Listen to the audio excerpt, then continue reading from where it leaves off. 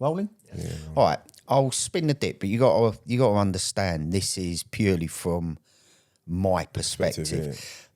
But in a way, like my perspective is the only one that counts in this because it's how it made me feel. Yeah. So we're talking about how it made me feel, if that kind of makes sense. I'm not saying just to be clear, I'm not saying this is 100% the truth. This is how it affected me, or how I perceived it, and how my perception of it affected me. Does that make sense? Yeah. So I put in for Air Defence Troop, went on the course, and through no fault of my own, I accidentally came top of it. And the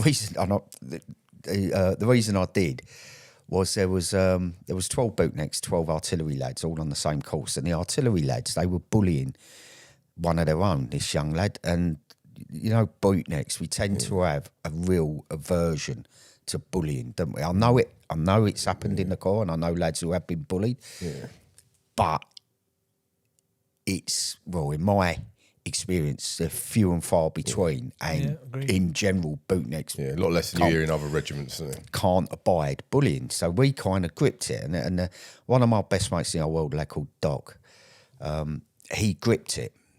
He really took like the lead gripping it, and but we, you know, you say, oh, leave him alone. Fuck, can we swear on this? Yeah, of course you can, mate. You go, leave him alone, for fuck's sake, you know. And we was in a classroom, and they were all at the back, the artillery lads, and it weren't like, it's just that constant putting down, constant putting down. They were flicking him in the back of the head or whatever, and I just stood up and I went, for fuck's sake, just leave him alone. And everybody sort of like went, ooh, and I turned round, and one of the instructors, the artillery instructors, had walked in as I was stood up. And I didn't think anything more of it. Carried on with the lesson. But that weekend, the lad went home to his parent regiment, whatever the god awful thing that was. And then obviously he went back and said, I'm being bullied. That went higher and higher and higher, and then I got called in front of the SMIGs, Sergeant Major Instructor Gunnery. Okay. What a name. And they kind of got it in their head that I was the only one who was doing it, and I wasn't. And actually it was Doc. And for no other reason, I came top of the course with a really good report, so I went to Air Defence Troop with that. Then I went Norway. First thing we did was Norway, and I'd done a novices with 20 battery. Again, there was half a dozen bootnecks, and the majority of the course was 20 battery. And without getting into regimental banter, I've worked in Norway with the artillery, and I've worked with some incredibly professional, fit, strong, motivated soldiers from the artillery. But there was something about 20 alleged commando battery that was really odd. I've never come across a bigger collection of incompetent buffoons in my career, honestly. And it's sort of, there was this staff sergeant, and this at Pole in the morning when you all put the tents down. He was laying half in the tent, half out the tent, in the bell end. How very apt. Going, I am fatigued. He just refused to move. Anyway, I got, there was this, the last, on the novices, there was this like smally yomp out of the training area. And I was in the HQ element tent group. And I had the radio in my Bergen, and I was also pulling the pulk because they were all mongs and couldn't do anything. And I was pulling the pulk, and there was this like really long hill to like, you know, where everything finished to indexed. And I put my head down, and there was, you know, as when you're pulling a pulk, you have someone behind you pushing with their poles going up behind you. And I got to the top of this hill, and there was like the ML, it was Craig Rennie was the ML. And like the Sergeant Major, Air Defence Sergeant Major, and a few other people. And I was like that. Frank, where's the rest of your tent group? I went, look behind me, and I'm like, well, I thought they were behind me, so I pulled this bulk up all on my own. And he went, why have you got the radio? And I was like, well, no one else could carry it. And for, again, no other reason other than 20 battery made me look good. I got top novice. And I also joined Air Defence Troop. Now, there's something peculiar about Air Defence Troop. It was like, having been a corporal and a sergeant in Air Defence, well, I weren't really a sergeant in Air Def. It's like herding cats, the most unruly, ungovernable rabble of Royal Marines, but really senior and experienced lads, and which comes into this. And like as you go up the rank structure, you kind of get an understanding on how grades get distributed. And you know when they go into the grading conference at HQ and SIGs, as it was then, they're like that, right, we've got 5 A's. And you're like, Air Defence Troop are getting none of them. we got 30 B's to give out. Air Defence Troop are getting none of them. So it was like lots of really senior Marines. Like most of the Marines have been in the Corps, have been in Air Defence Troop longer than I'd been in the Corps. And so they're all there for years and years getting C grade after C grade after C grade. And I turned up and I had 2 B's and just come top of my course, again, not my fault, and done really well in Norway, again, just being made to look good by a 20 battery. And I got put on a juniors. And I was, at the time, I had 2 kids and a wife and 2 very, very young children. And I was absolutely brassic. And this is how skint I was. This genuinely happened. I sort of laugh about it now. I had an air gun and I used to go out weekends and shoot pheasant. I'd shoot about 20 pheasant and I just used to take the breasts off and legs and throw the rest of it away. Never used to hang them or anything like that. But that was our protein. That was, you couldn't afford chicken. Could not afford to buy chicken for a curry. And so I was absolutely certain I wasn't ready to be a corporal, but I couldn't turn down the money. So I'd done the juniors and passed, done average on it, got a good B. And everything changed for me in Air Defence Troop. I remember like the first exercise we'd done, you have a debt of 2. And the 2 lads in me, and I called them together and I went, look, lads, obviously you know more about air defence than me. I ain't going to, make any qualms about it. So, if I'm doing any, I thought, I don't want to go in there and go, I'm the corporal, you'll do as I say, blah, blah, blah. You can't do that in the Corps, and like rank means nothing in the Corps. You've got to have earned that. And 3 days into the exercise, in fact, probably the next day, I called the 2 lads in again. I went, right, forget what I said. You just do what I tell you. If it's wrong, it's my mistake and I'll own it, right? But for fuck's sake, stop moaning. And that's when I realised I've kind of got to take a step away from my mate, lads I've done the course with. But I wasn't... The next peer group were all the corporals then, and I wasn't one of them. And I spent probably a year, 18 months, of really being like thought of as a bit of a wally, bit of a brown noser, and it was awful. That's by far the hardest time I've ever had in the Corps. I was really, really unhappy. It's really, really hard to be a bootneck knowing that people think you're a bit of a wally. And they did. And it all changed. 2 things changed, right? There was this exercise it was called Bright Star, and we went out to Egypt. Air Defence Troop went out. And it's the most awful exercise I've ever... All of a sudden, from nowhere, we was just sat in the desert doing nothing. And then all of a sudden, we had like this training program cobbled together, like why are things seen and pacing out 100 metres, and you're like, obviously someone's gone, why are Air Defence Troop doing nothing? And all of a sudden the sergeants have gone, oh crap, we better do something. At the time, our boss was a bloke called Jez Stemp, and our sergeant major was Daz Church, bit of a legend in the corps for being like a hard man, bully. Don't mean bully as in he would bully people, but like the guys that have reputations in units, a big hard bloke.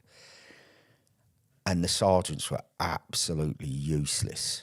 And we used to call our sergeant major's nickname was the fat lazy cunt. That was genuinely his nickname. And this genuinely happened, right? Everybody else was disappearing to this beach resort somewhere. It was on like the Med on the coast, and having a few drinks. And we went up to the sergeant and said, "Look, why is everybody else going and we're not?" So a couple of days later, a 4-tonner turns up. We all get on the 4-tonner, and one of the lads, a really good lad, what's his name? I've forgotten his name. He ended up Sergeant Major of Air Defence, really good lad. He knew the way, so he gets in this Range Rover, with the grown-ups, the Sergeant Major, the sergeants and the boss. And we trundle along for about half an hour through the desert, and then the 4-tonner does a 3-point turn, and then we go back to the camp again. All get out, and it's like, what's going on? And then the Range Rover shoots off again with the guy who got in with him, Steve Barrett, that's it. With Steve Barrett, come walking towards us. We was like, what happened? He goes, oh, lads, we went past the turning, and I went, I think that was the turning. And like Sergeant Major Daz was like, well, was it or not? And he went, oh, I don't know. It went about, half a mile, and I went, no, it was definitely that one. And he just, threw a wobbler, drove us back, kicked everybody out, and then they disappeared to the bar all day on their own, came back absolutely paralytic. Yes. It still is the most awful, the worst example of leadership I've ever witnessed.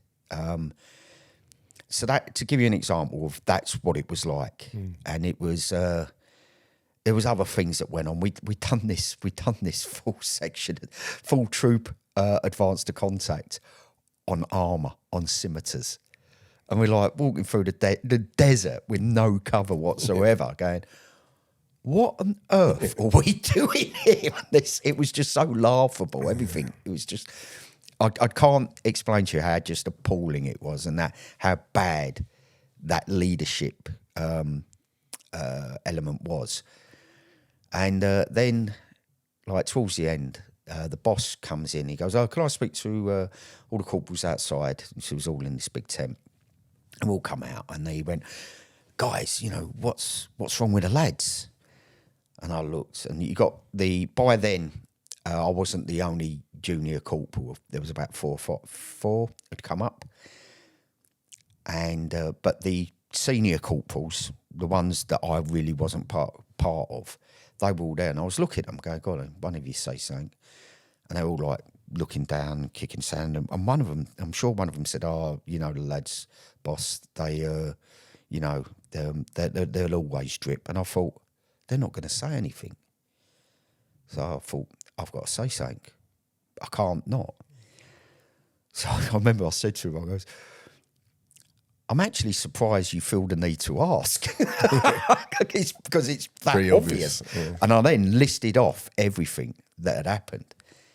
And I could see him looking at me. And as I was listing these off, I could feel this hole swallowing me up. Did no one jump in? Right. A lad called Tomo, who I ended up doing my DHU course with as well. And he went, yeah, right. And he jumped on. He was the only one. And I remember that night, because I weren't sleeping in the tent. I was sleeping on top of the BV. A few of us used to sleep under the stars. It's all dusty and not intense, isn't it? And I remember laying there looking up at the stars. And that's the first time I thought, Do you know what? Because when I got my juniors, I was like that. I had no doubt whatsoever. I am not ready to be a corporal. I am literally doing this because I've got to for my family. That's when I laid down and went, do you know what? I'm a better corporal than all of them. Whether that's true or not, again, this is from my perspective and how I felt about myself. That's the point I'm trying to make. And I thought, I've got moral courage. I can stand up when it's uncomfortable and say, no, that's not right. And the lads would appreciate that, like, as a young Marine. Well, you look to your corporals to lead, didn't you? That's two things changed. One on how I felt about myself as a corporal in the troop. And the other one, which is the next bit I want to, is how the lads felt about me changed. And we ended up going on this exercise in Curtin Lindsay. I take it the lads knew you spoke up. Yeah. I guess they did. But the other corporals all saw it. But we went on this exercise at Curtin Lindsay with 20 battery. And we was on their camp. So imagine being on a military camp with someone walking past the naffy. We were setting up air defence posts as if we're out on a training area. They'd obviously not booked a training area. This is how incompetent I was. I've been on a live firing camp and they'd ordered the wrong air defence missiles. I promise you that's true. In Norway, sat there saying they won't fire. You had the old missile system. They'd ordered the wrong missiles. That's how incompetent they were. Anyway, so we like they wanted us to cam up, like put cam crew. He's like, "Are you mental?" And it was an awful exercise. And at the end, they wanted all the corporals to go to the corporals' mess for drinks and games night with the sergeants and all the corporals. We were by then that command element. We hated them all, and we was all the corporals were really militant. We were like, I'm not doing it, Sergeant Major. And he went, well, you got to do it. I was like, I'm not doing it. And then he said, oh, you got to wear trousers and a shirt. And I was like that. And Tomo was like, I ain't got trousers. You going to buy me some? I've only got jeans. And I said, I've got a pair of trousers. I'm not scared to wear them. I had this suit. It was sort of like a brown, flared, 100% rayon. I bought it in America in a thrift shop. It was a thing of beauty. Big, huge collars. I had these white leather loafers. And I walked through the door and I was like, hey. I saw his face. He just went, oh, God. And they started doing these silly games. And from the moment we walked in, we went, can we go now, Sergeant Major? Can we go now, Sergeant Major? Can we go now, Sergeant Major? We kept doing it every 30 seconds. But he put up with it for about 20 minutes. Then he went, oh, right, just fuck off. So we went ashore. And this big, massive fight erupted in Curtin Lindsay and in Scunthorpe, sorry. And it made the local papers. It was like Royal Marines run riot in city centre, massive big fight. And a few of us got arrested. And the Sergeant Major bailed us out the next morning. And the lads had packed all our gear. So we went straight from cells onto a coach and back. And I promise you this is true, right? The police gave the Sergeant Major, right, Daz, the CCTV video of the fight, right? I promise you that's true. So he gets on the coach, we was all like, oh, get it on. But the video player in the coach wouldn't work, so we had to wait until we got back to the grots. And there was one of the lads, he was a signaller called John Ford. And he span this dick. He says, oh, yeah, I had a couple of girls on. He had 2 girls, one on each arm, and he banged out these 5 blokes and everything. Honestly, like, you just see him in the fight. He's like, running away. And because I'm dressed the way I am, the camera kind of focuses on me.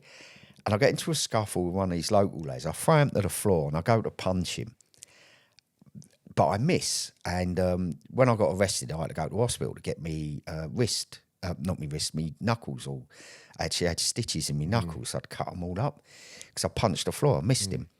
And then I tried to punch him again and I missed. I kept missing him and punching the floor. And I've done it about 5 times. In the end, I'm jumping up in the air and going down. It looks horrific, but I don't touch him once, right? And the guy, he gets up. We sort of look at each other like that. Then he goes to one part of the fight, and I go to another one. A little bit of a side dip. I lost my watch. I had a tag watch, and it was a birthday present, and it was the first ones. I think it cost 150 quid. One of the very first entry level tags, and I lost it.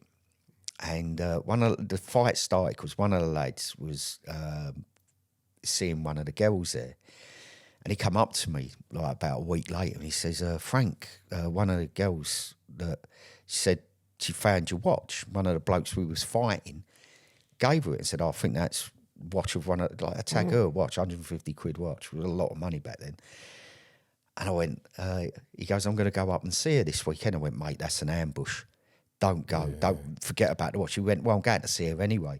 And he turned up in his pub, and she goes, "Oh, there's the watch." She says, "Oh, they're the blokes you were fighting." They were like that, all right, waving at him. Yeah, just none of them pressed charges. And years later, as a sergeant, one of my lads, he was a corporal, they were all his mates, and he joined the corps because of that fight. And anyway, we all sat there watching the video, and everyone's opinion of me changed then. All right? I've spoken to a few of them afterwards. Oh, no, it weren't. I said it was that. After that moment, when I drunkenly failed to punch someone and punched the floor instead, right, their opinions changed to me, and I just thought, you just can't make that up. I didn't, you know, I didn't deserve that year, 18 months probably. It was the worst time in my career. It was really horrible, but it all changed because I punched I punched the pavement. How long had you done them before you picked up that juniors? 6 years. Yeah, so I was 7 years on the juniors. Well, that was pretty. It was about 2 years before. I think about 9 years was normal. Yeah. What year was it? So I weren't a flyer. Now it's like a lot quicker, isn't it? Yeah. But things change, don't they? Frank, welcome to the SRMC Tribe Podcast, if I can say it properly.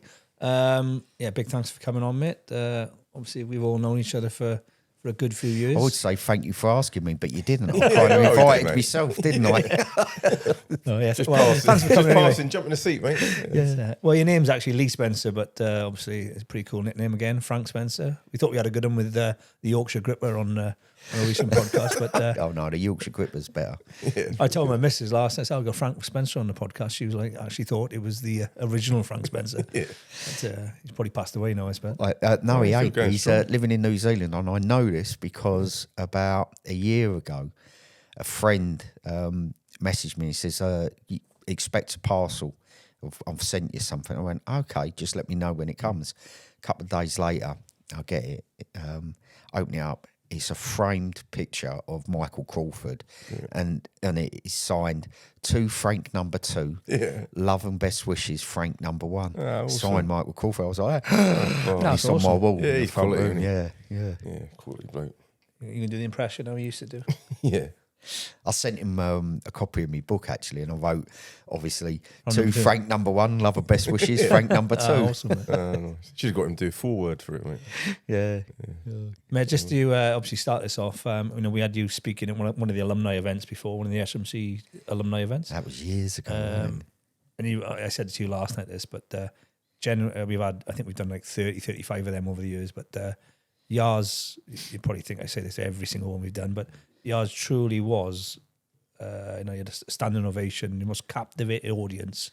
It's pretty hard, and obviously it's your story, but you spin it in a certain way, Mitch, which you probably don't even know why you're so good at it, but it was brilliant, mate, and it was obviously, you've got, I don't know, there's so many things you could talk about with yourself, the accident, all the world records you've done, your time in the military, special duties, your upbringing, Glastonbury, playing the guitar. I don't know where we even start, mate. My break dancing. Yeah. That fight in Twickenham actually is a good one. When you're in the pirate gear, you break through your legs. Yeah. I ended up on Canadian Talk Radio on the back of that because that picture the Glastonbury one. No, the pirate Yeah. ones. That was the Army-Navy game. Yeah. And that went viral. I think it got something like about 20 million hits, whatever that means. I ended up on Canadian talk radio because of it. And I remember thinking, well, that's kind of normal for my life now anyway. I've stopped trying to make sense of it. I really have. Yeah, mate. It's hard to know where to start with this, mate. There's so many bits we can talk about. But I think, like we do with all of them, it'd be good to go a little bit back to, not to day one when you were born, but, where you grew up. And then you obviously joined the corps pretty young, didn't you? Yeah, no, I think about average. I was 21 when I finally got in. Because I applied twice. And I got told at 13, when you take your options. Yeah. I went straight up to the Royal Marine and when I leave school, I want to join the Marines. And he said, was that? You're not what we're looking for. Right. Where to start? Okay. I grew up, my dad was a violent alcoholic, used to beat me mum up and beat me up as well. And so it was quite a difficult childhood up until about the age of 7, and then he left. I also grew up in Dagenham, and my granddad, my paternal granddad, he ran the local British Legion, and from after 7, when my dad sort of moved into a block of flats round the corner, and I lived in the same street as my paternal nan and granddad, and that was kind of like my second home. And you used to see my dad all the time in there. But if I wanted to see my dad, I'd go straight to the British Legion. And my dad drank. He wasn't in the military. He was a merchant seaman for a few years. Then he was a still erector. And then he was a builder. But they were sporadic periods when he was actually working. Most of the time, he wasn't working because he was a chronic alcoholic. And if I ever wanted to see my dad, he'd be in the Legion, and he used to drink on a table with all the old bootnecks from the war. They used to call it the Royal Marines Mess Deck. No idea why my dad drank with them, but he did. So I was aware of the Marines from a very young age. And I think when my dad used to beat me mum up, she used to cry for me to come and help her. And as a little tot, like I'd come running in and I'd freeze with fear, and I always thought I was a coward, and I dreamed, I suppose, of not being a coward. That's why I dreamed of being like someone. Like, the other thing is, my dad had a reputation as a fighter, and I understand the irony of a wife beater being thought of as a bit of a hard man in Dagenham, but he genuinely was. And Dagenham, sort of where I grew up, it was a weird place because it's not the East End, it's Essex, but it's still part of London. It's kind of weird that way. But there was like this, diamond geezer, hard man kind of culture, and before I joined the corps, I used to work behind a lot of bars in working men's clubs as well. That's the other thing about Dagenham. It's very much like a lot of places up north where it's basic heavy industry. So you had the big Fords plant and lots of factories that supported Fords then. And so you didn't really have what I suppose most northerners think southerners do of a weekend. We would go to a working men's club. And most, like when I'd be working there, they'd show you around, how to change barrels. But as part of that, there would be the talk of who's who in the bar. And I used to stop there and say, I'm Johnny Spencer's son. And they go, oh, sorry, I had no idea. That's the reputation my dad had. And I kind of like grew up wanting to be a hard man like my dad. But also, for me, growing up, the epitome of a tough, hard man, someone who could protect their mum, I suppose, was a Royal Marine. And that's where that came from. That's why from the earliest I can remember was I wanted to be a Royal Marine Commando. So I think that's where it came from. And when you take your options, I went straight up to the Royal Marines recruiting sergeant and said, when I leave school, I want to be a Royal Marine. He said, are you captain of the football team? I said, I wasn't. He goes, you in the football team? I wasn't. No. And he said, are you in the rugby team? I was like, we didn't have a rugby team at my school. And despite playing football every break time, I wasn't sporty. I was the antithesis of sporty. We had because I wasn't fast, as in a sprinter, I just kind of assumed or hoped that I'd be good at long distance cross country. And we had the cross country trial, and they basically sent the whole year round on this big long run. And as you came in, you got given this card with a number on it. I can remember my number. Right? Yeah. I was number 53 out of 94. Right? I tried. I wasn't academic either. I left school with no qualifications. I wasn't even one of the tough, naughty kids either, because I just lacked all confidence. Hated confrontations, hated fights, hated fighting. Surprisingly, because of my upbringing. And the recruiting sergeant at the careers fair, he said, "You're not what we're looking for." And that must have knocked you, mate, didn't it? Yeah, it did. I didn't know what I wanted to be after that. If I couldn't be a Royal Marine, but obviously worked. Well, I then went. I started working in London in a lab, and I hated the job. And I thought, right, I'm going to join the Royal Marines. And I went to the careers office in Holborn. I was interviewed by Chief Petty Officer Smith for the Royal Navy. Didn't even get beyond the interview stage. Told again, you're not what we're looking for. I went back to work, and my boss at the time was more devastated that he hadn't got rid of me than I was. So what changed then? What changed between then and turning 21 and actually getting in? I don't know. I got given a chance. Right. I suppose I left my job. I thought, right, if I don't know what I want to be, but I had this fear. I had this clear vision of blinking, and 10 years would have gone by and I'd still be doing this same job. And I thought, I can't do this. So I left my job. Me and my then girlfriend, we went to Canada with my last pay packet for 3 weeks. Came back, started working behind bars and a little bit of labouring. And I thought, I'm going to give the Marines one last go. And I went to the careers office in Romford, was interviewed by a big strapping colour sergeant from the Royal Marines called Curly. And he looked like, Colour Sergeant Bourne from the Zulu film. Yeah. Yeah, he looked like him. Or what's the... from Chitty Chitty Bang Bang, Karatekas, his dad. His dad who used to walk down. He reminded me of him. He looked like a 19th century Victorian gentleman soldier. And got through the interview, got on the PRC, scraped a pass on the PRC. Well, you must have still been pretty fit, mate. You got to be aiming to go for PRC. I got called back in after I passed, and the sergeant major at the time, he basically said, "You have scraped this." I remember doing it, like the USMC test, first thing you do. Yeah. I thought, right, 60 press-ups, I can do that. And I was doing 60 press-ups. And then in the gym, when they said, right, feet, legs away, arms straight, and the first time I went all the way down to touch the fist, I remember thinking, this is different. Oh, shit.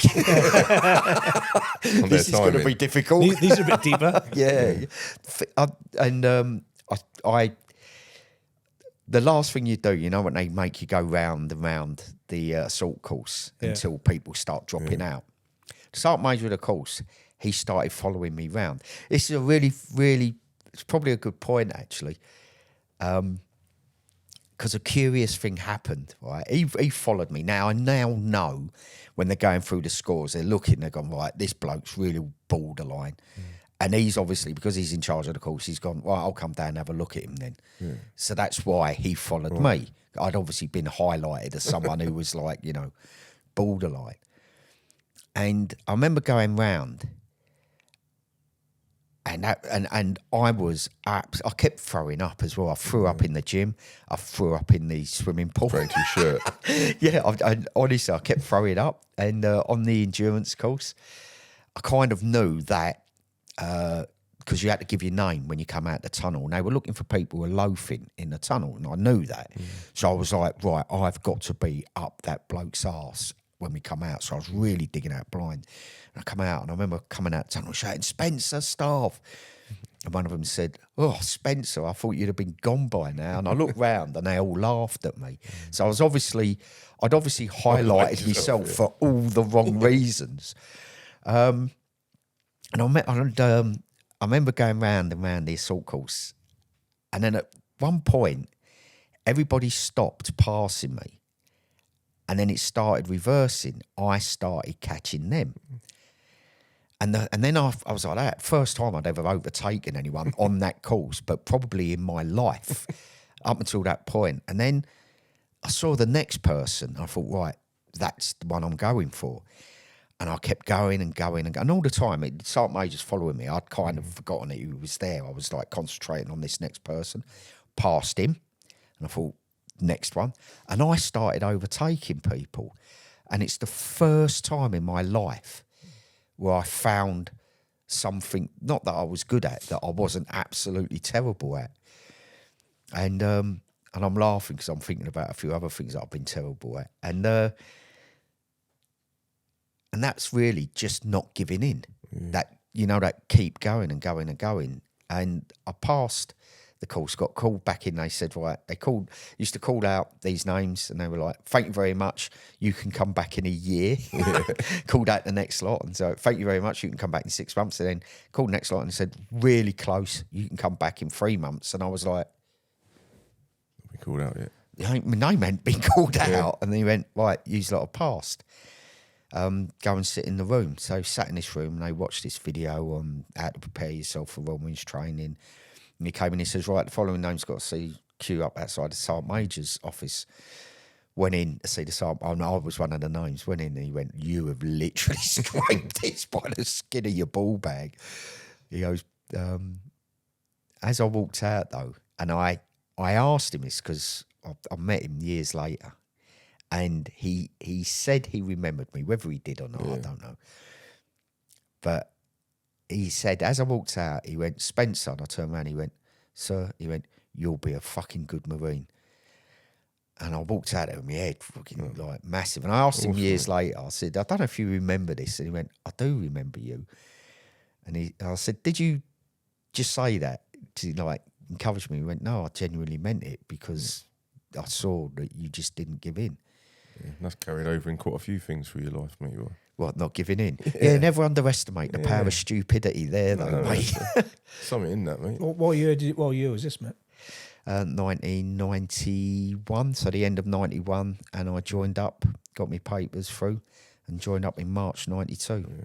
Did you up your training then, but after that, did that go, what I need to... Yeah, but even when I joined 635 Troop, I'd quickly done the maths. I knew only a third of us are going to get through, and I knew I was firmly in the bottom third.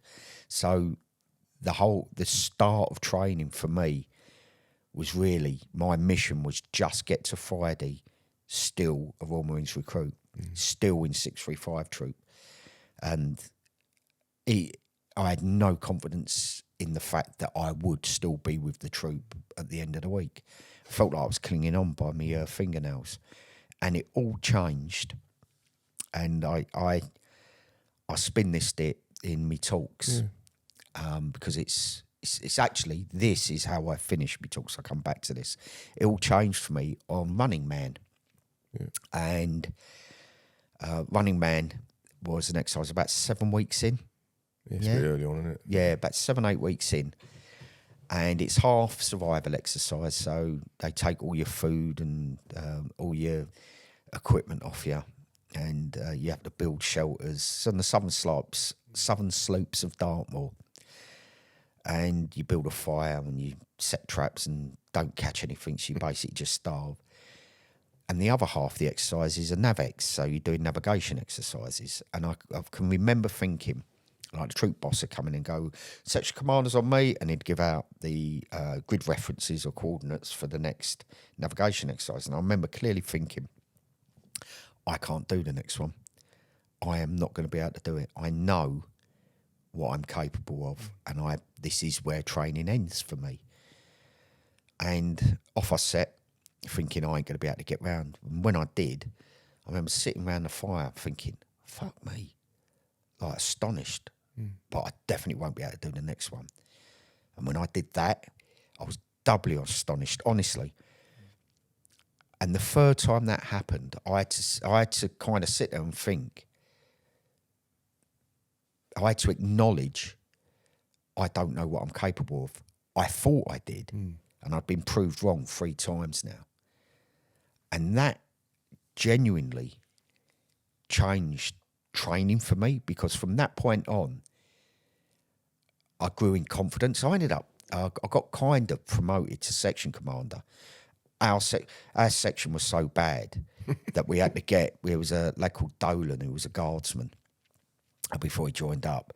And I had to move him from another section to be a section commander in our section. And this is a genuine conversation just for final ex, our corporal, PV Lynch.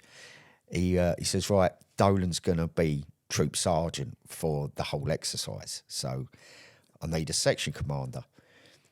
And we all looked at each other like that, because in my section we had this thing about section commanders in training as just being like pointless, because they just say what, because a corporal will come in and go, right, falling troop, and the section commanders go, falling troop. They basically just said what they said, but louder, and we used to laugh at them. And he said, right, I need a section commander. And everybody sort of looked at each other. I was like, I ain't doing it. I'm not doing it. And I remember the corporal sort of like looked, because I think he was shocked. I think he was expecting people to want to do it, and was like that. And he went, well, one of yous. And Dolan went, Spencer will do it. And I went, I ain't fucking doing it. I genuinely said that. And he laughed, Corporal Lynch. He'd been with corporal all the way through training. And he went, right, section commander. And I kind of got promoted without wanting to be promoted, but I'd done really well towards the end of training, and actually through training, I was one of 11 originals, and I know there's a lot of luck in that, in not getting injured. But from thinking I'm probably not going to be here Friday, to finishing, as one of the stronger members of the troop. Beast actually talked about, and when you did yours, how you got a bit of strength from seeing other lads dropping out. I don't know why you can keep make a good mentioning bloke. But it does give you a bit of strength. You're like, I'm still here. I can remember being shocked by it, because I just couldn't understand people wanting to leave when I was desperate to stay in. And in my mind, they were all fitter and better and stronger and more suited to this than me. And I remember looking at them thinking, why are you leaving? I couldn't believe it. And when you look back, back, you obviously understand it as you get a bit older, but it's just a pure, obviously fitness is part of it, but it's just a pure mind thing where somebody's, once they've gone past a point, they just can't turn their head back around, can they? And sort of like, there's loads of fit lads that go, exactly as you said, go, why are you going, mate? Or just give up, or they give up on something when it's hard, and you're like, they're definitely fit enough to keep going here, but it's, for whatever other reason, their head just gets in the way of it. Well, the last 2 weeks of my solo row were horrific. And one of the things that kept me going, I had to keep going. I had to keep rowing. I was utterly exhausted. And because of the currents, if I had stopped and rested, I would have got pushed too far north and I wouldn't have made it in. So I had to keep going. And one that you lie to yourself, you think, right, if I rest, if I don't row for this 2 hours, I'll be so much stronger. And it's a lie. And I remember back, and I genuinely remembered back to training, and those lads who said, every one of them said, it's not for me. Yeah. And I remember thinking, well, it was for you, because you can't just go to the careers office. It takes effort to join the course. So that's a lie. And how do you know it's not for you? Because this is training. We all know that this is what you do to get into the Marines. It's the hurdle. It's not the Marines. And I used to look at them lying to themselves and think, how can they do that? How can they lie to themselves? Because I can't lie to myself. And I think that's probably the biggest difference. And that's the reason I draw the comparison is because I knew in the boat, I knew that was a lie. Yeah. And I could go, that's a lie. And I know that's a lie. You know, when you tell yourself lies, I knew that was a lie. And the reason I could do that is because I was so reminded of them lies, the lies they told themselves. You know, and if they'd have said, one of them had said, nah, it's just too hard. I remember on my PRC, there was a lad, I remember looking at his arms and thinking, Jesus Christ, look at the size of them. I ain't got a hope. And he'd gone. He was packing up after the USMC. He maxed out on everything on the USMC. And he was packing up. And I was like, oh, what are you doing? And I remember him saying, no, it's just too difficult. I don't want to do this. But at least he was honest, you know? Yeah. Whereas everyone who left training went, it's not for me. It's not for, I could do it, but it's not for me. Yeah. But that's what it means, doesn't it? They're not saying, this is too difficult. I don't like being this uncomfortable for this amount of time. I think people who tap out for those reasons, that will probably in some way sit with them for the rest of their life. Yeah, I bet it does. But there's a regret there. Mate, just because we touched on the row there, I think we can jump back into some of the other career stuff. But it's just for those in the audience, let's talk a bit about that row, mate, because that was pretty epic. And and doing that solo, mate, makes it even. I know you've done team ones as well, but just what you're talking about there, to the mindset to do something like that on your own, that's like another level, mate. It is, but no, it isn't actually. No, because there was steps to it. So my leg fell off, and then I got the opportunity to row the first time, and I jumped at it, rowed across the Atlantic with 4 other amputees, got to the other side, and I was kind of wondering, what do I do with my life now? I can't be a Royal Marine and do what I was doing. And I saw the opportunity. So life's about opportunity. Sometimes things come round and you think, if I don't do this now, I will never get the chance again. So I reckoned on about a year, 18 months for the Corps to still pay me. So I could work on something full time. I just rowed across, so I knew the way. So I thought, I ain't going to get the chance to do this again. And that night, when we rowed in as a team, I said to Claire, my missus, I went, I'm thinking about doing this solo. And so that's where that came from. I really got the opportunity. So, there are people out there who just sit down one day and think, right, I'm going to row across the Atlantic solo. I wasn't one of them. I got an opportunity, and it was kind of a progression, a natural progression to doing it. Actually, to keep it sort of in kind of order, I suppose, but how, and this is 10 years after you sort of how we all met and knew each other was in Charlie Company for, obviously when we went off for a holiday in Iraq for a little while. Obviously, we were in 5 Troop, you were in 7 Troop. 6 Troop. 6 Troop, sorry. Yeah. And so you'll have a completely different experience and perspective of it.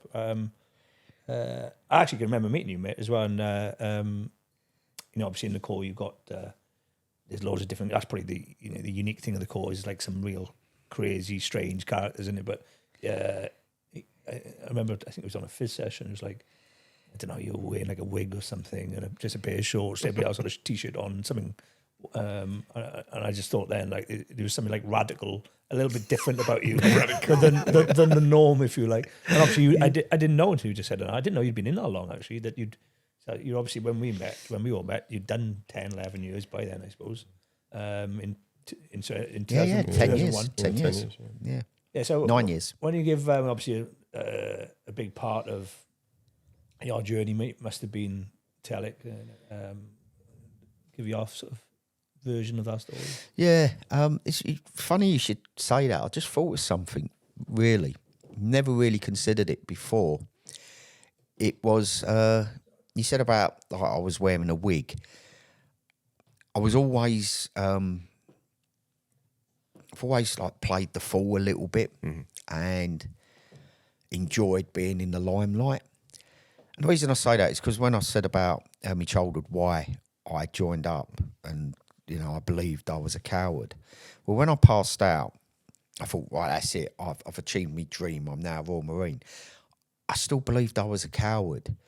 And I still, I had a great time. But always, I assumed that if it ever kicked off, I passed out and it was 10 years since the Falklands. And the Corps weren't really doing anything, hadn't done anything outside Northern Ireland. And I remember thinking, but believing that I wouldn't be able to do it. If we got into, I'd be a coward. You know, when someone starts shooting back at you, you're not going to be able to do this. So I think maybe, and I genuinely just thought this, I think the reason I did sort of play the extrovert or play the fool, or I'd be there out front singing with my guitar. And I remember that Norway, in my first Norway in with Air Defence Troop. I took my guitar with me, and I, for some reason, without this is normal, I thought I need a Union Jack dress, and I'd done a gig in the bar, and I'd done like Ginger Spice Unplugged, you know, just doing things like that. I think I was overcompensating for the fact that I genuinely believed deep down I was a coward and I wasn't a proper bootneck. I wouldn't be able to do the fighting. And the reason I mention that is because actually Telek for me is where my life fundamentally changed. We went in on the first night. I don't know how many times you've spun the We've all dip. spun it from our versions, but everyone's just slightly different, so it's good to hear. So I was a young corporal. So I've been corporal for 2 years. So I was fairly experienced as a corporal. Got a young section. I had an absolutely brilliant 2IC, Titch Cormac. Got out, we rehearsed again and again and again. And basically we landed first, and our troops sort of went off to take those first buildings. Steve Chow took the first building. Cracking block, Steve Chow. Huh? Cracking block, Steve Chow. Yeah, I love him to bits. I ain't seen him for years and years. You know why I like him? So he used to make me look like I was neat and tidy. I hope he sees this. Yeah. Or if he does, hey, Steve. Yeah. And then my section bounced off to take the second building.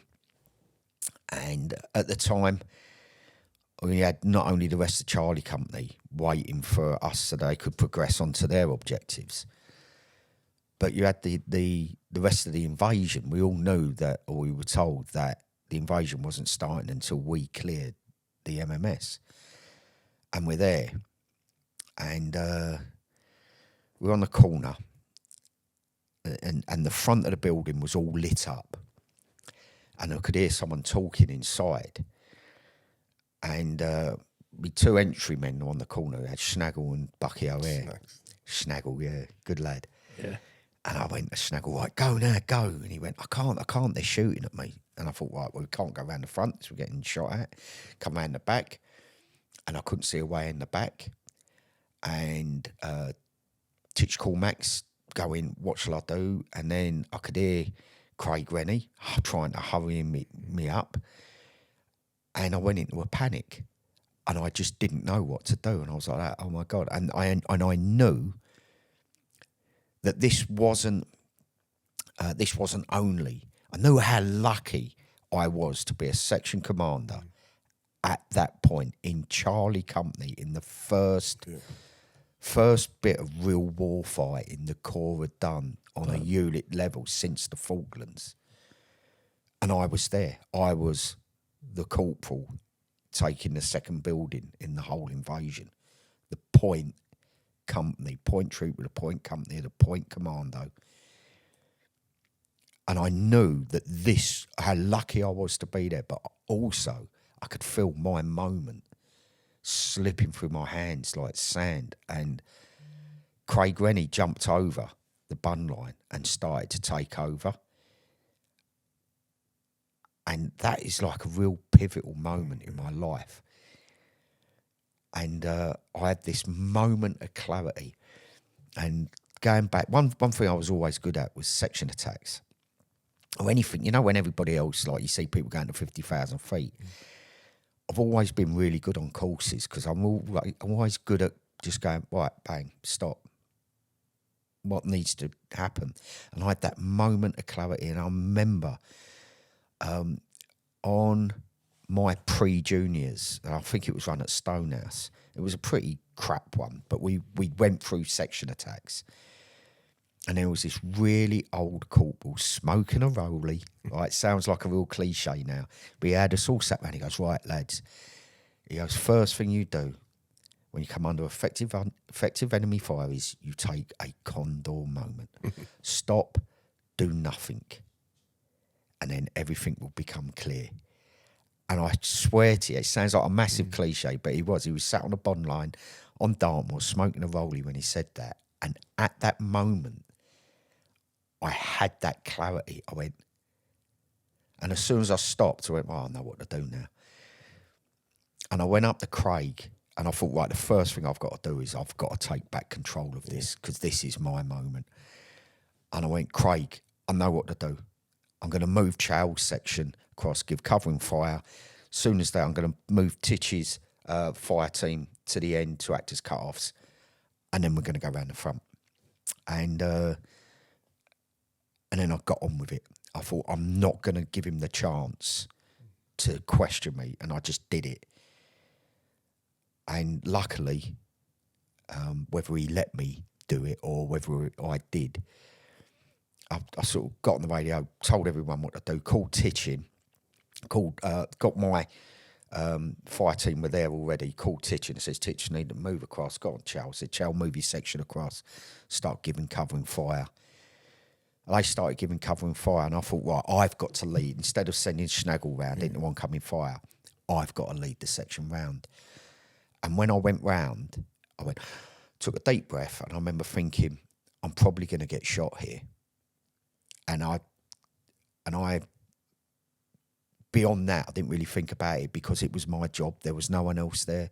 I was the corporal. I had to lead my section round. Went round, we peeled round, got in the building, cleared through the building. The bloke, the Iraqi that was in there, he'd buggered off. And I think, in hindsight, I don't think we were under that much fire, if any at all. The Iraqi who ran off, maybe he fired back a couple of shots, I don't know. Don't know if Snaggle had a little bit of a moment on the corner. I don't know, but I didn't know that at the time when I went round that corner. And from that moment on in my life, and it's one of those things you don't notice something because it's so much part of the furniture. But that voice that had said to me all my life, especially when I was in the Corps, that you ain't going to be able to do this, you're a coward. It was only after that I sort of became aware of it more. And I could say, and it was a genuine conversation in my head, and I'd say, hang on, here's my evidence I'm not a coward. Like, I went round that corner and I kind of expected I was going to get shot, but I did it anyway. And I could say to that voice, where's your evidence I am? And I look back at that tipping point and how differently my life, my career, but more importantly, more than my career, how my life changed there and then. And that voice got quieter and quieter and quieter. And it gave me so much more confidence in being the person that I am. So that, for me, it weren't just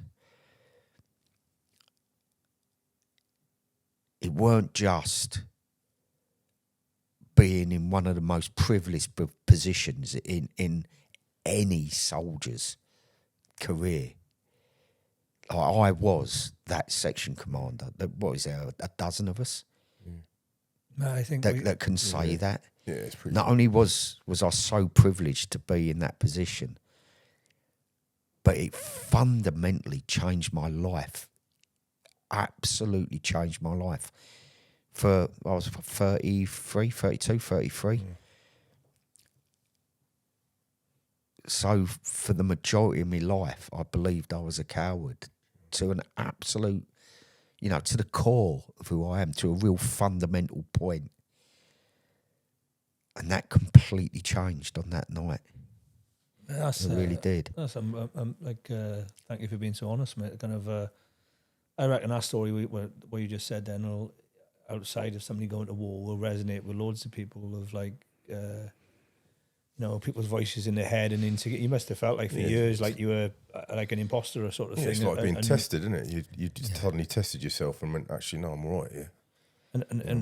You talk to civvies and you say about apologies to all the civvies listening to this, but you kind of feel almost apologetic or slightly uncomfortable, maybe even embarrassed about admitting that you want to go to war because it's such a fundamental part of how you define yourself as a Royal Marine. It's not even believable. But you've not really been tested. Yeah. Yeah, I don't think it's believable to other people like that.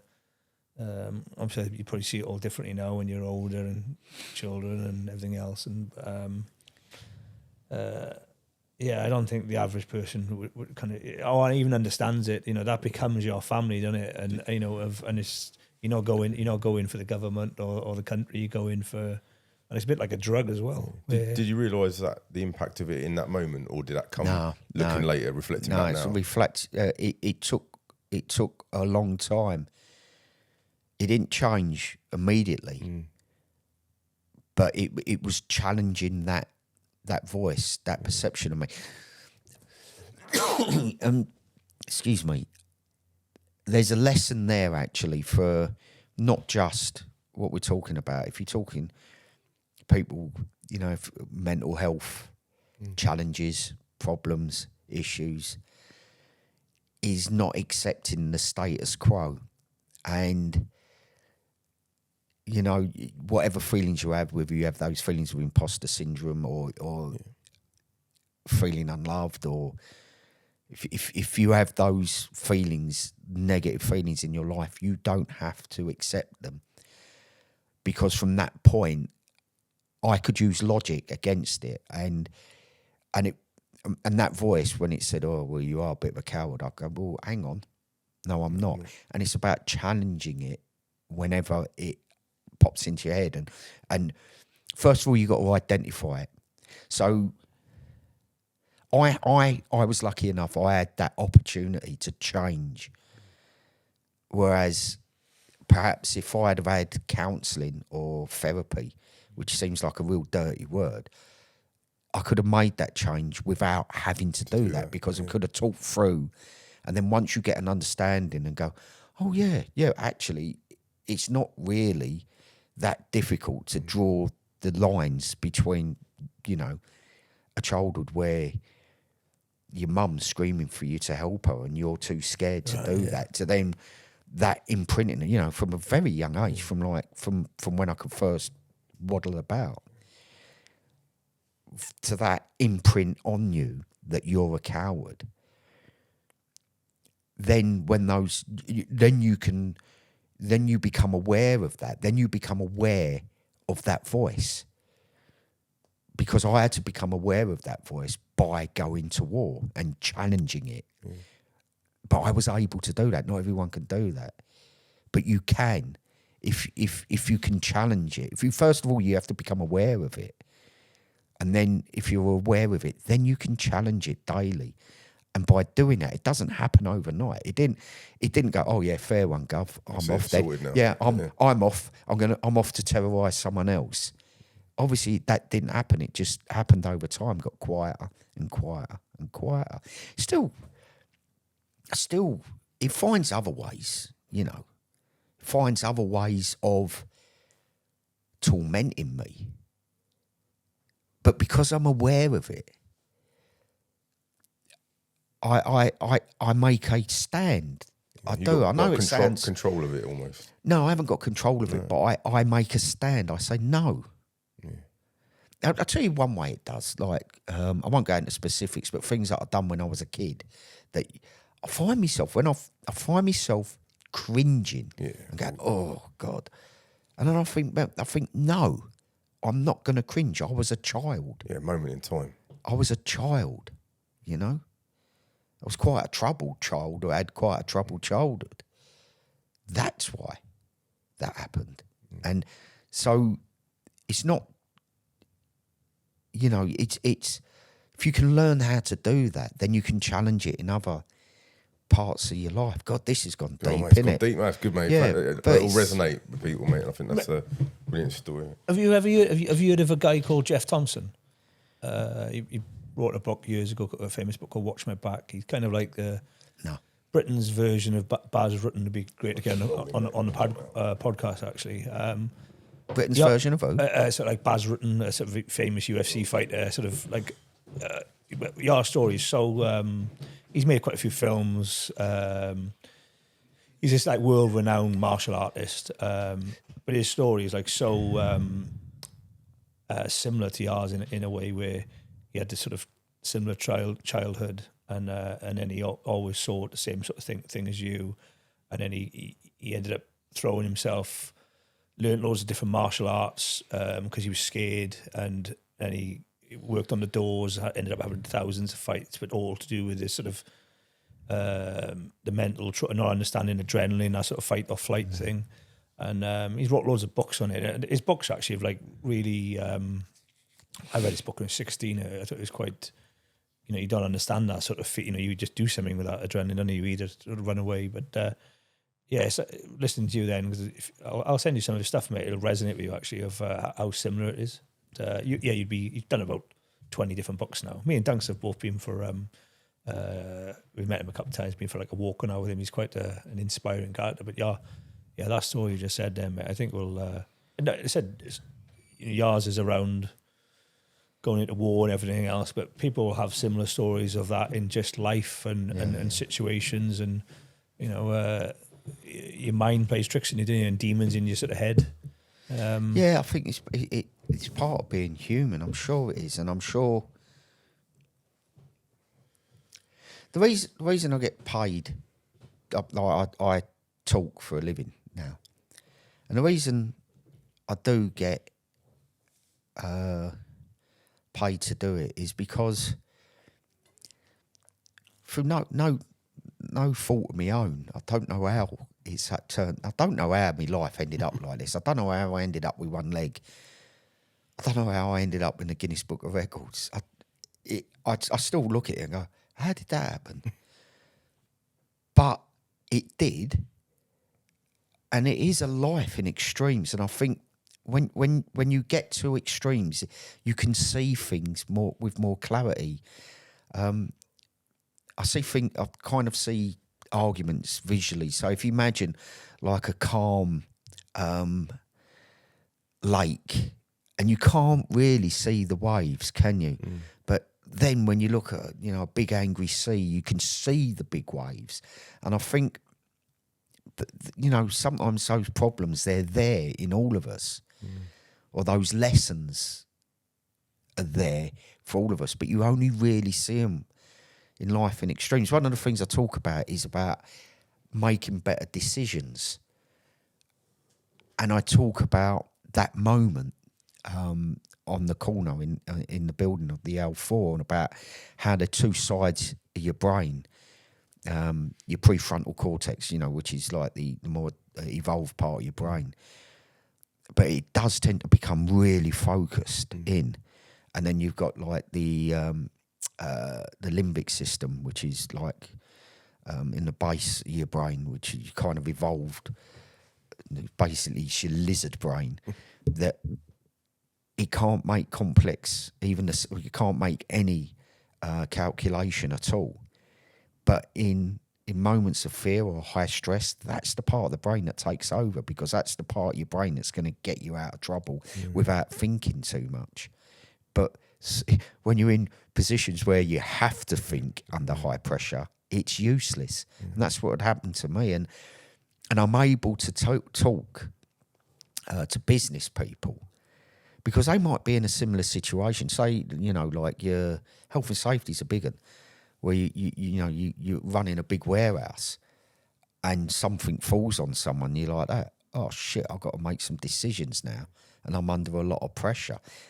They're still as relevant, and I think because we've been in those situations at the extreme, you get to understand, you get to have an understanding of how to do that, which is unique. And I think the other thing that helps me, probably plays into that, or gives me another advantage in that, is I'm not natural at anything. So I'm not one of those guys that's just naturally good and can just do those things. So I've had to work at being competent. But because I've had to work at being competent, I've had to force myself to have an understanding of how that works. Does that kind of make sense? Yeah. And I think that really does give me an advantage over someone who is naturally gifted, because I've had to work out the nuts and bolts of how to do it, because I'm not naturally gifted. I have to work at everything I do. But when you keep putting off these amazing, which we haven't even gone into yet, they keep putting off these amazing things all the time. Maybe you are, mate. But I actually thought of a title for this podcast. You are like the true underdog story, and you have all the Rocky Balboa. No, that's a book by someone else. What's his name? Llewellyn. I met him a couple of Mark Llewellyn. The Underdog. That's his book, isn't it? Yeah. Mate, unless you want to sort of stick with a rap, mate, where did I'll go wherever you want to take this. I'll talk about anything. It's funny because I could have gone, mate. Just as an aside, I've done a couple of podcasts, and he still wants to do another one with Hugh Kerr. Yeah. First one I spent talking about Afghan and the politics and how I read a really good book that made me go, oh yeah, and I've got a completely different perspective to 90% of people who think, oh yeah, we just pulled out. That's not what happened. And I spent the whole, and he says, right, I'm going to have to get you in, talk about another Part one. 2. And then we started talking about my accident, and a couple of things happened in the accident. We ended up talking about quantum physics, I swear. And he says, I'm going to have to get you in again. Yeah, man, it's quite a few, mate. We've gone, well, there's a part 1 here, there's a part 2, there's a part 3. It's like, we could talk for ages on lots of bits, but obviously a couple of bits we want to definitely get in this, and that's obviously a little bit about the accident without going too deep, and then some of the challenges you've done since then. But one of the bits we would like to talk about is obviously the special duty stuff. Yeah. We're happy to talk about it. I know we can't talk about every single bit of your whole career, but for those that don't understand that, just gives a bit of an overview of what that entails or how you can get on. Shall I tell you why? Yeah, first of all, mate. So I've done an island tour in 94. Actually, 93. Or was it 94? I can't remember. Yeah. I did a... so in 94, before Ireland, I was in K Company and I put in for a sniper's course. And I remember I got like a load of shit saying, you should put in for a sniper's course, you're a spoiled, blah, blah, blah. And I'd done the selection and passed the selection, and everyone's like, oh, well done. I was like, oh, well, okay. Thanks. I didn't pass the sniper's course. Man, that's but a I got beast to pass, certainly. Well, this is back in the day when you got 2 chances at the badge test, and only two out of 12 passed the sniper's course. Anyway, I rightly failed, but I got in the sniper's multiple for Ireland, and that meant we was used as JSG's multiple. So they were the agent handlers out in Ireland. They were through. Then they became JSG, and so I had a little bit of an insight into that world that I wouldn't have otherwise had. I then carried on with my career. I failed selection twice, and straight after I failed selection, Iraq happened, And straight after Iraq, I got promoted sergeant. And that was really the first time I kind of took a pause and thought, right, what am I going to do with myself now? Couldn't do selection because I was too old and I'd already failed that. And that's where I had the idea, thought, why not give special duties instead of special forces? I give special duties a go. So I applied, went down on the PTA, pre-training assessment, and passed that. But I was about 14 of us passed out of about 60 just to get on the course. And then 2 PTAs feed one course. And out of my course, only 3 of us eventually ended up getting the qualification. So quite proud of that. It was only like 3 of us, I suppose, out of about 120 people that actually passed it. That's a challenging course. I know we can't talk about the ins and outs of all the training. Yeah. There's a lot, because I've written a book and I talk about my time in the DHU, Defence Human Unit. One of my biggest fears was that I'd be giving away MO and modus operandi, so how we work. I'll take they put your book through disclosure and all that. Well, also you got there's past agents and things like that. I wanted to tell my story, but I didn't want to put current operators and operations at risk by giving away anything. So I looked at it really carefully of what you can and can't say. And I got a few people who were who are still serving to read through what I'd written to make sure to double check I'm not giving anything away. So I'm quite okay on what's out there, open source, and what isn't. Yeah, obviously we're just not talk about the ins and outs of training, but actually what the job entails then. Quite simply, finding, recruiting human intelligence sources and then running them. So basically running agents to gain information to keep British soldiers alive, save lives. Pretty that simple. Yeah. And where did you? Can you talk about where you did that and where you operated? Yeah, I've done. So the job was born in Northern Ireland, and developed, and then as conflicts spread round the globe, so did the job. And I ended up doing 3 tours as an agent handler in Afghanistan, which I absolutely loved. Yeah, I'll say a job you enjoyed. Yeah, I did. I really, really did. Again, I wasn't a natural at it. I scraped. The course had changed when there was, I think at one point, there was 3 theatres they were operating in, and they'd gone from operating in just one small theatre into 3 worldwide. And they split the course in half and brought in a new basic handler and then advanced handler. So the advanced handler would have been just a pass on the course. They brought this kind of get halfway and then you can kind of do half the job, because they just needed boots on the grounds really.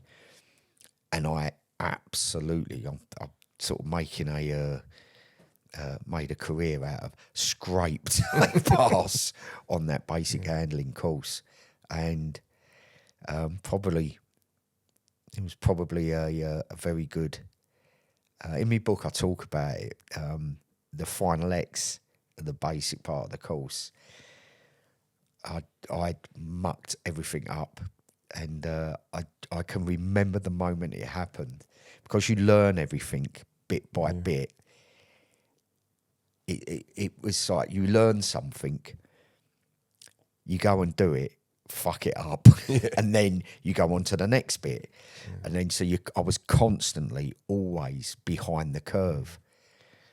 And I can remember there was a moment. It's one of the only courses where if you make a mistake and rectify it, you get a better mark than if you just pass it, because you've got to think out the box, and things go wrong all the time. So it's odd in that way. And I'd mucked everything up. I was, surefire failure, and something went wrong. I made a mistake, and it came down to a right turn on a road. And I remember thinking I was going into an area that I knew was a minefield of dead ends, one-ways, and things like that. And I remember thinking, this is a 50-50 on whether this road is going to be a dead end or not. If it's a dead end, end of the course for me. That's it. And literally on a flip of a coin, I went down there, done what I had to do, and it worked. And because of that, I think, and again, I'm assuming a lot because I wasn't the DS, only the DS will ever know. But I assume that gave me, just scraped me in from a fail to a scraped pass on the basic course. Yeah. There's obviously something in your characteristics that make you good at that sort of thing. This obviously didn't work with DHU, but you're good at building relationships, and that's a big part of that job. Well, that's very kind of you to say. Well, you're a good people person. You've always been a character. I think that's a big part of being good at that sort of role. Yeah, you got to be likeable. The old social chameleon, that sort of thing. Yeah, I don't know, because you've got to build a relationship with sometimes quite reprehensible people. But if you can find that commonality somewhere, and there is commonality between us all, and focus on that, because you say social chameleon, you sniff them out straight away, and they have a name, and they're called social chameleons because people sniff them out, and they're not that hard to find because they're not authentic, and that's the thing. I think if you can find that commonality, then you can attach authenticity to something, and there's got to be a degree of honesty there as well, and openness. Do you still have relationships with any of the people you used to handle? No, of course not. No, there's no one that you're like, not for... No, because they're all in Afghan, most of them, On the flip side of it, you're sort of kind of out there, sort of, like I said, like radical character. That's the first I've been called that. You'd actually think you wouldn't be suited to that because you're like, like extrovert is the right word or whatever. I had to learn. So I'd done my first tour as a basic handler. So basically you go to a det and you're the basic handler. So you're doing all the crap jobs and not really trusted, and it was quite difficult.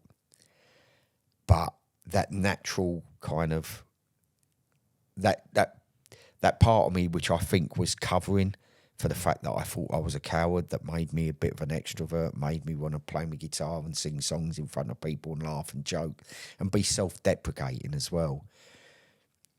That was still part of me. Now, the thing about the Corps, being that sort of person is seen as an advantage, very much as an advantage. We tend to like our leaders to be characters, don't we?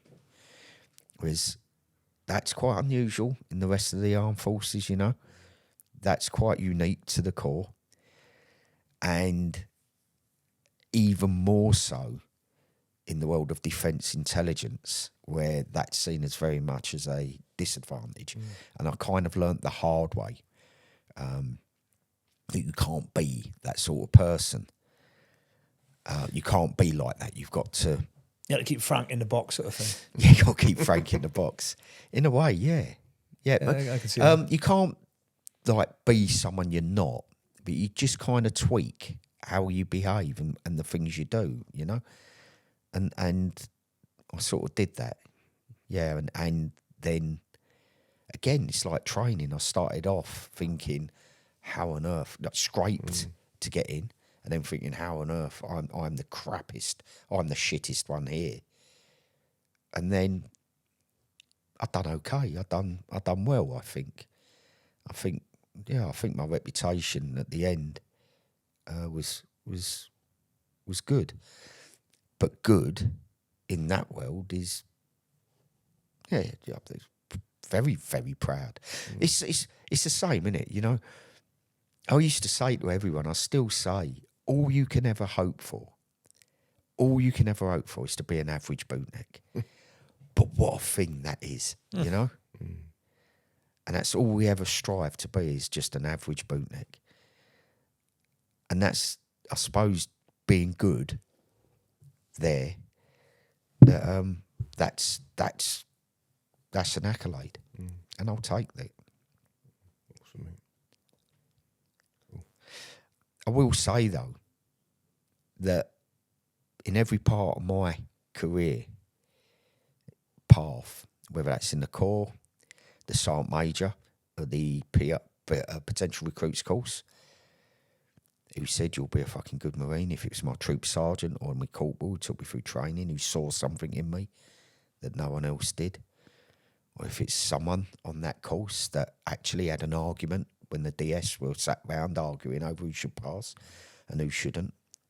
I don't know if this happened, I genuinely don't, but I kind of assume that someone would have been sat there going, nah, there's something about this guy. And then I know there's been definite points in my career where someone's seen something in me and given me that chance. So that's as important, you know, because at every point there, someone could have gone, nah. And then this story that I've been telling is a completely different one. So it has been reliant on people seeing something in me and giving me that chance. Awesome, mate. Were you at DHU when you had your accident, mate? Yeah. So that cut that career short. Yeah, it did. Yeah, I was on. I was on a specialist secondment, and I was going away to do another specialist secondment abroad, and which really would have been a job, me dreams when it happened. So I was still pretty gutted that part of my life got cut short, because I absolutely loved doing it. I really loved doing it. There's very few jobs where you can see what you do there. And then I ran an agent in Afghan, and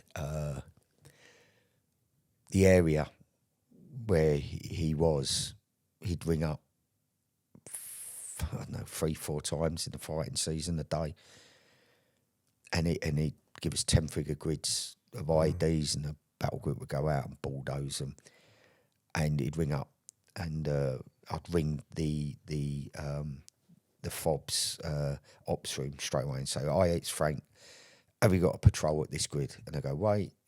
Come back and say, "Yep." Say, "Right, keep them in the vehicles. As soon as they get out, they're going to get ambushed." And put the phone down, and then call back with 10-figure grids of where everybody in that ambush was, and what their names were, what their father's names were, what the weapons they were carrying. Such an important There's very, very few jobs where you get that immediate satisfaction of actually, you made a big difference. Yeah. I absolutely loved it. Really, really loved it. Well, you can't even work out, mate, how many lives you've saved. Well, it's not me, it's the agents, isn't it? I'm just passing that information. But yeah, it was incredible. It really, really was.